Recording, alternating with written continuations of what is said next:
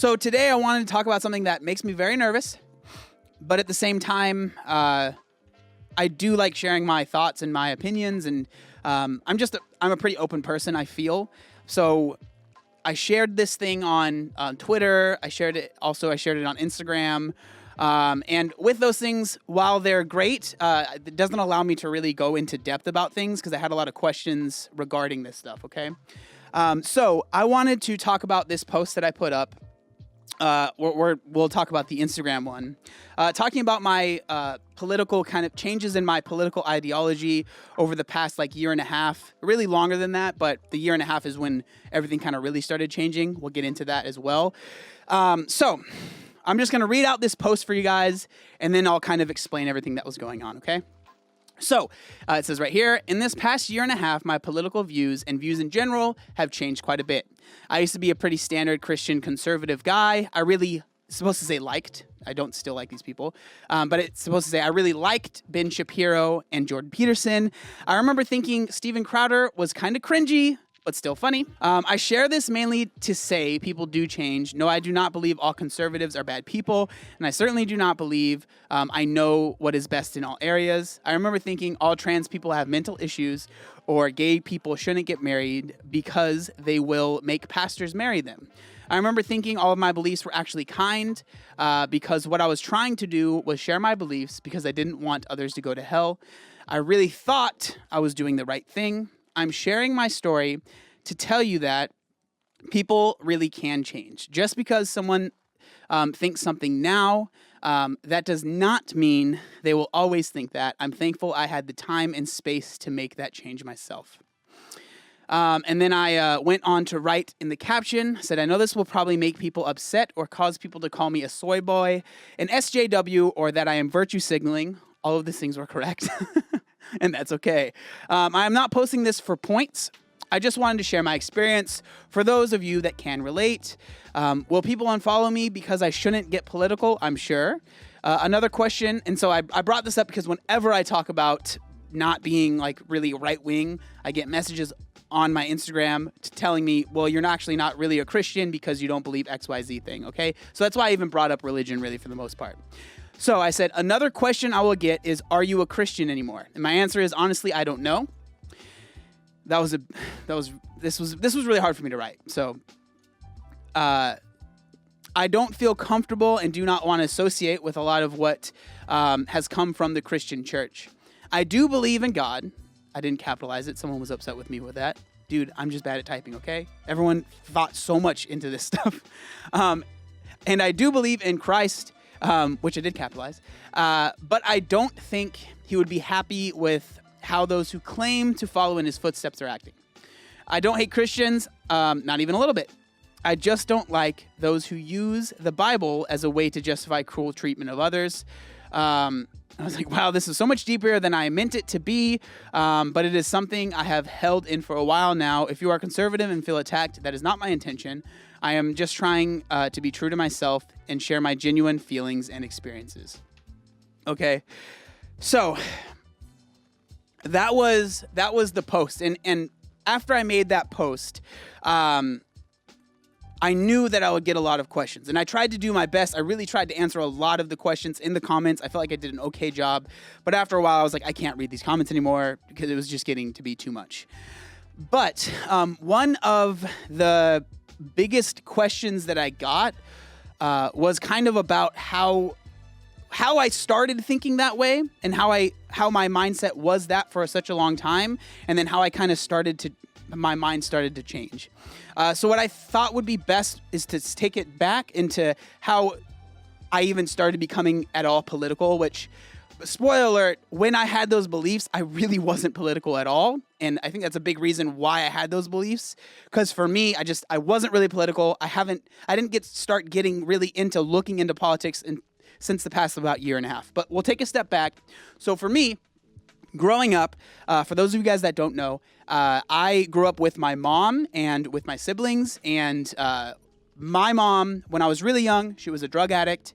She ended up getting clean at a Christian rehabilitation center, and after a while, we got put back with her. So we were taken away from her for a while from CPS, and then we were put back with my mom because she was clean. And the reason she was clean was because she went to a Christian rehabilitation center, okay? I bring that up because that definitely molded my mind and molded how I looked at the world as I was younger, as I was growing up, okay?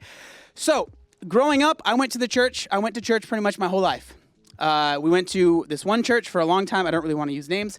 Went to this one church for a long time, and then we ended up going to another church just because that Christian rehabilitation place was very small, and a lot of it was really meant for addicts that were just coming into the faith. So it was all very basic kind of teaching. So we ended up moving on to another church that was much bigger, and they had they had better programs for kids and stuff like that. So growing up, I remember just kind of agreeing with whatever my pastors were saying. I remember one thing that was a really big deal, so I live in San Diego. There was a really big deal when I was in high school, junior high and high school. I don't remember exactly what year it was, but it was like Proposition 8. This was a huge thing about like gay marriage. And I remember thinking, I remember a lot of our pastors would give these sermons about the reason that they don't agree with Proposition 8 is because they are afraid that they will have to marry gay couples. And if they say no, they will be forced to by the government, right? Like they if they don't do it, they'll lose their license. That was like a huge thing. And I remember thinking, oh yeah, that makes sense. Like they shouldn't have to do that. So that was like a big, my faith was a big reason why I felt like I agreed with a lot of, I guess, conservative talking points. And I know like in America, you're not really supposed to, you're not supposed to have political figures kind of come into the church, and the church isn't supposed to tell you to vote for these people. But I remember when I was in like high school and junior high, they would have like local people that were running for local like offices. They would come in and like basically they would share their points of view, and then the church would basically be like, hey, maybe vote for this guy, right? And I didn't think anything of it. I was like, yeah, you should agree with what the church says. So whatever they tell you to do, that's what you should do. It made sense to me when I was when I was younger.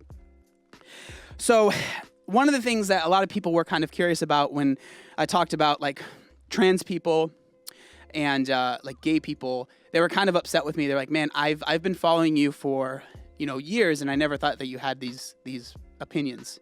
It's understandable. I didn't mean to hurt anyone's feelings. I haven't felt that way in a long time. So I worded the post not very great. So I said a year and a half. So I haven't felt that way about gay people or trans people for a long time. Like that was out of high school. So I've been out of high school for 10 years now. I've kind of changed how I felt about those things. It was a long time ago. But I still was very much so in the thought of like conservative ideologies was what made sense to me. So I remember I really wasn't into politics for a very, very, very long time. I just remember not caring. I didn't really care much for the elections. I would vote, but I always voted third party because I was like, I don't really agree with the Republicans or the Democrats. I'll just vote for Gary Johnson. That was who I always voted for. It was a libertarian candidate. So I always voted third party because I just really didn't care. I really didn't care.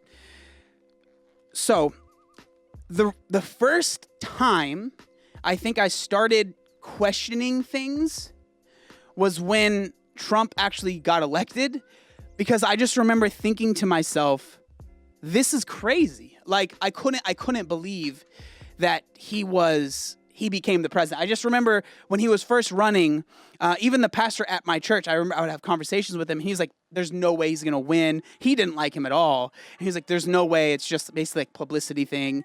And I remember thinking like, yeah, I agree. There's no way. And then he won. I just remember thinking like, that's insane.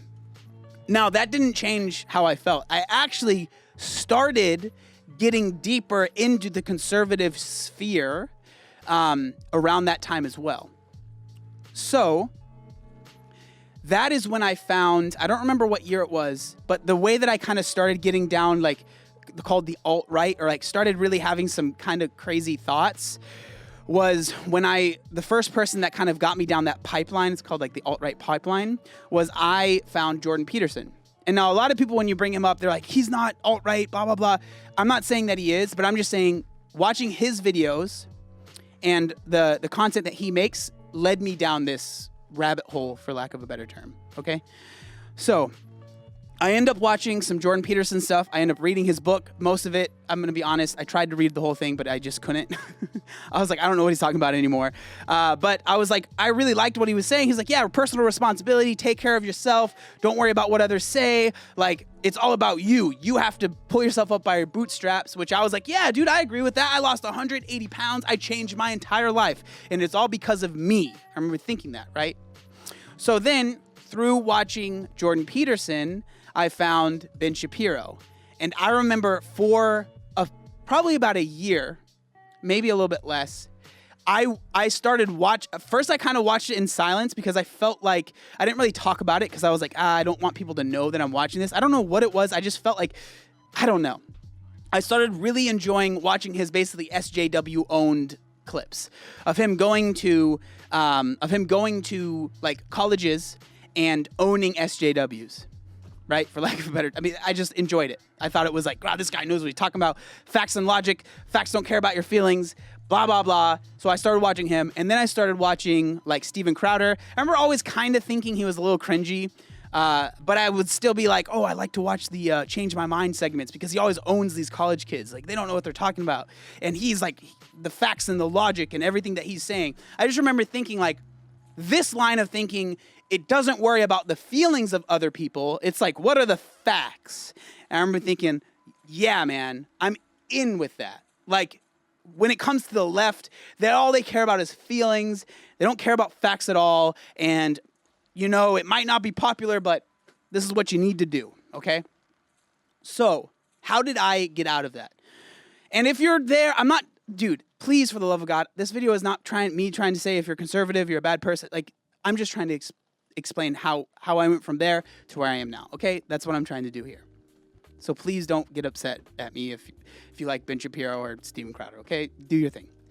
But I remember, so the first video, and I actually pulled these up because I was prepared for this one. The first video that actually had me start looking at things a little bit differently was a video this is why I wanted to do this. It was very similar to what I'm doing now. It was a content creator. He's a streamer on YouTube. He goes by the name of Xanderhall. And he made this video, which I will show you guys right now. So he made this video that is called How I Fell Down the Alt-Right Pipeline and Escaped. So this video right here is him basically sharing his journey from like alt-right, like he was a lot further right than I think I ever got, to how he got out of that. And I remember watching that video and thinking, wow, like maybe not everyone on the left is just feelings SJW type of person, because he's, what people would call like a debate bro. And so he kind of debates people on the right, and he's not like a whatever SJW type of person, whatever. Okay. So I remember watching that video, and I fully, encourage you to watch that. It's a pretty good video. It explains, at least I remember feeling very validated when I watched it. But in this video, and there's a lot, I understand, but in this video, he explains that what helped him get out of the alt-right pipeline was watching, this is a very popular, but also a very controversial figure. So I'm not saying that I agree with everything that they say, but this is just me being honest, okay? But he said that he started watching a streamer by the name of Destiny. Now, Destiny is a popular streamer here on Twitch where he talks about politics a lot of the times. He's very brash and in your face. And he talked about this video that I will show you guys right here, which is debating JonTron. And so this is a debate where Destiny debates the popular YouTuber JonTron about like immigration and stuff. And I remember watching that video and thinking, man, these arguments that JonTron was using, hearing someone actually have good counterpoints to it, really, like, it made me think, oh, okay, it's not just feelings on the left, facts on the right. It's much more, there's much more gray area in between. So I started watching more of his content, and then I started watching another streamer that's on YouTube. His name is Vosh. He's another person that's very controversial. Again, I'm not saying that I agree with everything that these people say, but I'm just sharing how I kind of got out of that line of thinking. Now, it was kind of a perfect storm for me. So that ended up happening, and at the same time, 2020 happened. Okay, and so. What I mean by that is, the George Floyd incidents. And I remember being at church and talking to people about, Black Lives Matter. And I made some posts about it and like trying to explain white privilege to people. And I used to be the person that was like, white privilege, what are you crazy? I've had such a hard life and I'm white. And it doesn't just because I'm white doesn't mean my life is super easy or anything like that. But then understand that it's like, when someone says white privilege, this is my understanding. They're not saying that you haven't had a hard life or anything like that. It's your life hasn't been extra hard, basically, because you are white. And understanding that and just like having so many people just like refuse to understand the underlying meaning of a lot of this stuff. I just remember thinking, man, like this, it seems like the right that's all about facts and stuff has a lot, like they're not listening to what the underlying message of this movement might be. Right. And then with everything with this pandemic going on and then just the mounting pressures and the mounting just insanity of the, 2020 BLM protests and me even saying that like, I agree that Black lives do matter and just being absolutely attacked for it, like being attacked, like people saying that I'm a soy boy. And I just remember thinking like, I can't believe how upset people are by me just saying, hey, Black people deserve things, I just remember that really had kind of, for lack of a better term, pushed me further to the left. And so all in all, that's kind of the story of how I started changing my opinion on things. And then there was one thing that I wanted to make sure that I brought up was with the whole like trans issue or, my feelings on trans people. I remember really genuinely thinking, and I mean, I know that gender euphoria is technically under the DSM-5, it's technically a mental issue, a mental disorder or whatever. I'm not super well versed in this stuff, so I apologize if I get some stuff wrong. But I remember thinking like, like these people, they have mental issues and they just need to get help, and that's what's wrong. Now for me, the thing that actually motivated me to make that whole post and share my thoughts on it was actually I was on TikTok and I saw a young trans man or trans woman, trans women made like just talking about whatever. Like it wasn't at all being like I'm trans and blah blah. It was just a post about it, and I just remember I looked at this young woman and I thought, okay. I just remember not thinking much about it. But I know if that was a year prior, I would have definitely had a lot to want to say, or at least a lot that went through my head. Probably wouldn't have said anything because I'm not a very controversial person when it comes to that stuff. But that was like, now if you are a trans man, a trans woman, if you are non-binary, I support anyone for like what they want to do. I don't think that non-binary people are trying to ruin America and trying to ruin the world. I don't believe that trans people are trying to ruin America or ruin the world. I think that people are very complex and they make decisions based on what they want to do. And for me, it's not my job to, judge them or tell them they're not allowed to do certain things because of whatever reason. But yeah, so that's kind of, that's my story. Again, I'm not trying to tell you to do what I did. I'm not trying to tell you that you should exactly agree with what I agree with, or you should 100% say what, like, I'm just trying to share my story. But yeah, that's kind of, for the most part, I'm sure there's stuff that I missed. This is really nerve-wracking to do live, but it's important for me to do as well. So yeah, that's kind of my, that's my story.